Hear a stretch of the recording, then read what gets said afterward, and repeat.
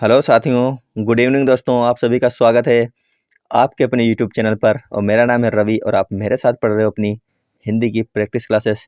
तो चलिए शुरू करते हैं अपनी आज की हिंदी की प्रैक्टिस क्लास। देखते हैं आज का पहला प्रश्न।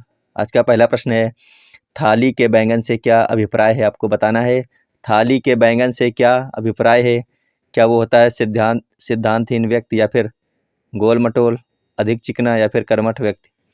आपको बताना है इनमें से कौन सा ऑप्शन सही हो जाएगा। थाली के बैंगन से क्या अभिप्राय हो जाता है? तो हो जाता है पहला इसका सही है, सिद्धांतहीन व्यक्ति जो होता है वो थाली में बैंगन के समान होता है।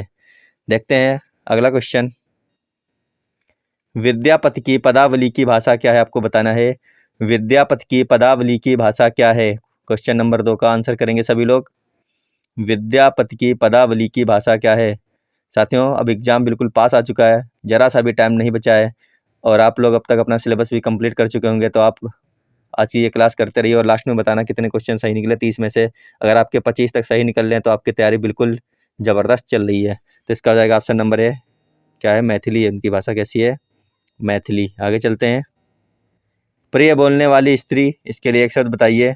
प्रियवादी हो जाएगा, सत्यवादी, प्रियमवदा, या फिर प्रियभाषी? प्रिय बोलने वाली स्त्री के लिए एक शब्द क्या हो जाएगा? आपको बताना है प्रियवादी, सत्यवादी, प्रियमवदा, या फिर प्रियभाषी? तो इसका हो जाएगा ऑप्शन नंबर सी, क्या हो जाएगा? प्रियमवदा हो जाता है प्रिय बोलने वाली स्त्री के लिए एक शब्द। आगे देखते हैं। अगला क्वेश्चन है, निम्नलिखित में से उपसर्ग किस शब्द में नहीं है? आपको बताना है उपसर्ग इनमें से किस शब्द में नहीं आया है। सुयोग, विदेश, अत्यधिक, या फिर सुरेश, इनमें से किसमें उपसर्ग नहीं लगा है? तो बताइए इनमें से किसमें उपसर्ग का प्रयोग नहीं किया गया है। पहले वाले में योग का है उपसर्ग, योग शब्द था, इसमें लगा है सु। दूसरे में देश था, इसमें लगा है वी। इसमें क्या था? अत्यधिक में क्या हो जाएगा? अत्यधिक में था क्या? अधिक था, इसमें लग गया अत्य। और यहाँ पे लगा है, यहाँ पे कोई भी उपसर्ग का प्रयोग नहीं किया गया क्योंकि रेस कोई शब्द नहीं बनता है, तो हो गया सुरेश। यहाँ पे उपसर्ग का प्रयोग नहीं किया गया है। देखते हैं अगला क्वेश्चन।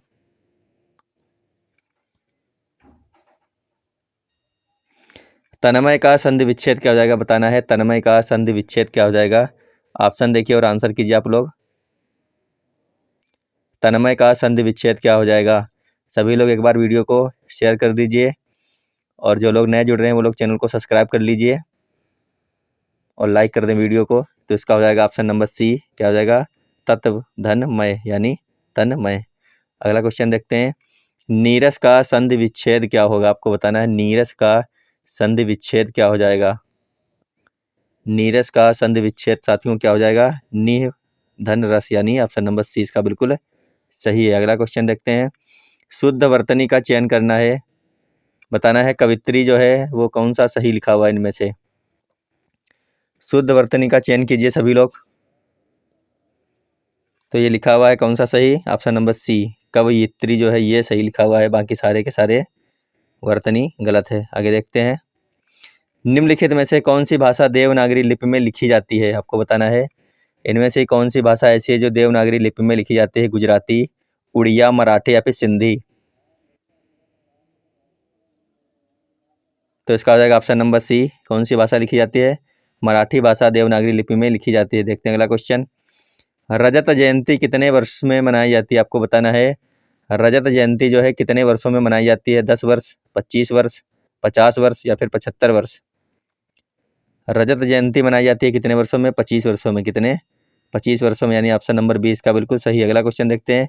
निम्नलिखित में से कौन सा शब्द स्त्रीलिंग है? आपको बताना है लोहा, सोना, तांबा और चांदी, इनमें से कौन सा शब्द स्त्रीलिंग है? तो इसका हो जाएगा ऑप्शन नंबर डी, चांदी जो है वो स्त्रीलिंग शब्द है। देखते हैं अगला क्वेश्चन।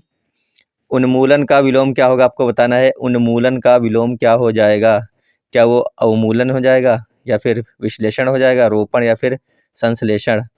उन्मूलन का विलोम क्या हो जाएगा? आंसर करते रहिए आप लोग, आंसर करते रहिए और सभी लोग एक बार क्लास को शेयर कर दीजिए साथियों, शेयर कर दीजिए सभी के पास, अपने अपने व्हाट्सएप ग्रुपों पर एक बार शेयर कर दें क्लास को। इसका हो जाएगा ऑप्शन नंबर सी, उन्मूलन का हो जाएगा रोपण। क्या हो जाएगा? रोपण। अगला क्वेश्चन देखते हैं। मैं साहित्य को मनुष्य की दृष्टि से देखने का पक्षपाती हूँ, किसकी पंक्ति आपको ये बताना है। ये पंक्तियाँ किसकी हैं? मैं साहित्य को मनुष्य की दृष्टि से देखने का पक्षपाती हूँ। तो आंसर करेंगे सभी लोग एक बार इसका।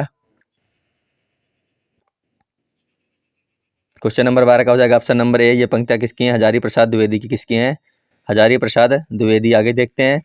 बंदूक एक उपयोगी, आपको बताना है बंदूक क्या है? औजार, अस्त्र, शस्त्र या फिर रक्षक। बंदूक एक उपयोगी क्या है? औजार है, अस्त्र है, शस्त्र या फिर रक्षक है। तो क्वेश्चन नंबर 13 का हो जाएगा ऑप्शन नंबर सी। बंदूक क्या है?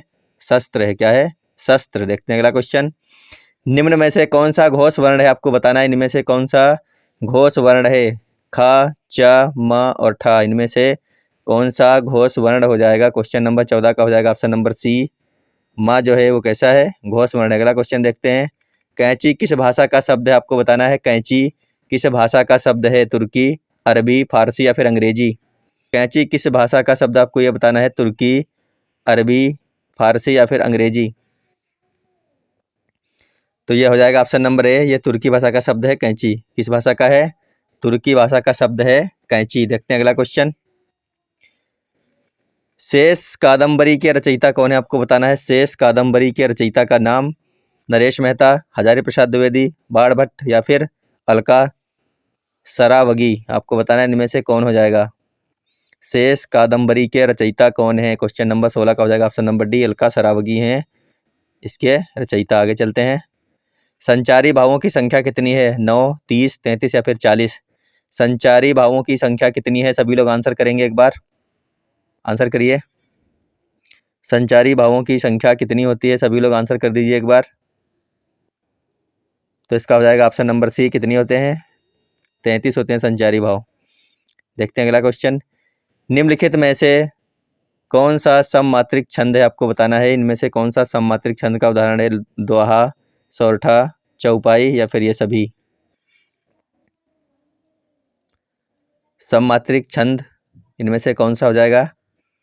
तो इसका हो जाएगा ऑप्शन नंबर सी। चौपाई जो है वो कैसा है? सममात्रिक छंद है। देखते हैं अगला क्वेश्चन। उर्वशी के रचनाकार कौन है? काफ़ी फेमस ये उर्वशी जो है इसके रचनाकार आपको बताने कौन है? मोस्ट इंपॉर्टेंट रहने वाला है ये उर्वशी।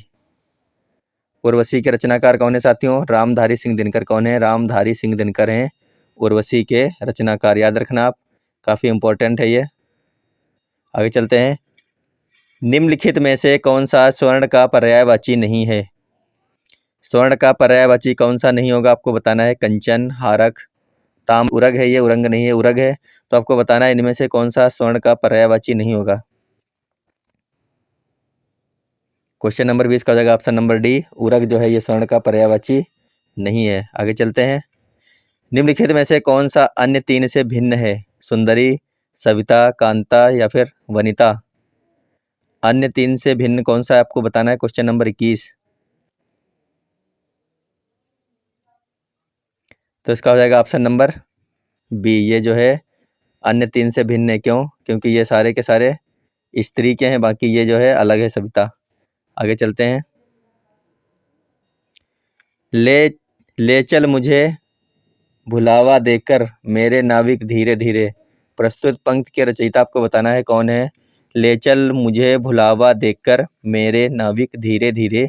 प्रस्तुत पंक्ति के रचयिता का नाम बताना है आपको।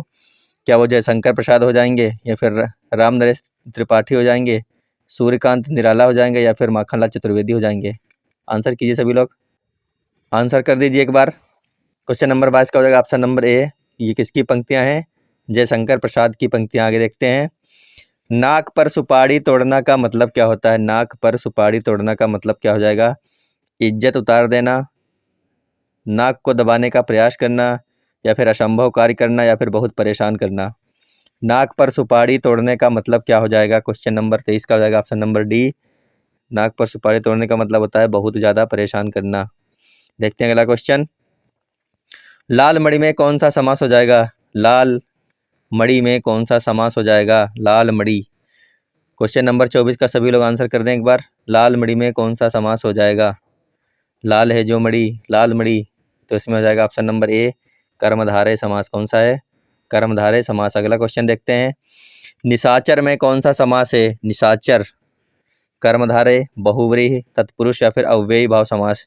तो बताना है निशाचर में कौन सा समास हो जाएगा। क्वेश्चन नंबर 25 का आंसर करते हैं सभी लोग। निशाचर में हो जाएगा कौन सा, बहुव्रीहि समास। कौन सा हो जाएगा, बहुव्रीहि समास। आगे चलते हैं। ब्रजभाषा है, क्या है, पूर्वी हिंदी है, पश्चिमी हिंदी है, बिहारी हिंदी या फिर खड़ी बोली है। ब्रजभाषा इनमें से क्या है, पूर्वी हिंदी, पश्चिमी हिंदी, बिहारी हिंदी या फिर खड़ी बोली। तो आपको बताना है ब्रजभाषा, तो इसका हो जाएगा ऑप्शन नंबर बी। कैसी हिंदी है, पश्चिमी हिंदी है ब्रजभाषा। देखते हैं अगला क्वेश्चन। पहला विश्व हिंदी सम्मेलन कहाँ हुआ, आपको बताना है। पहला विश्व हिंदी सम्मेलन कहाँ पर हुआ था, मुंबई, नई दिल्ली, नागपुर या फिर देहरादून। आंसर करिए एक बार। तो इसका हो जाएगा ऑप्शन नंबर सी। कहाँ हुआ था, नागपुर में हुआ था पहला विश्व हिंदी सम्मेलन। चलते हैं अगले क्वेश्चन पर।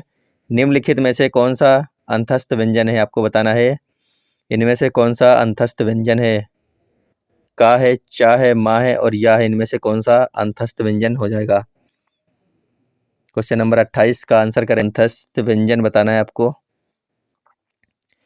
निम्नलिखित में से अंतस्थ व्यंजन है या, क्या है, या जो है ये अंतस्थ व्यंजन है। आगे देखते हैं।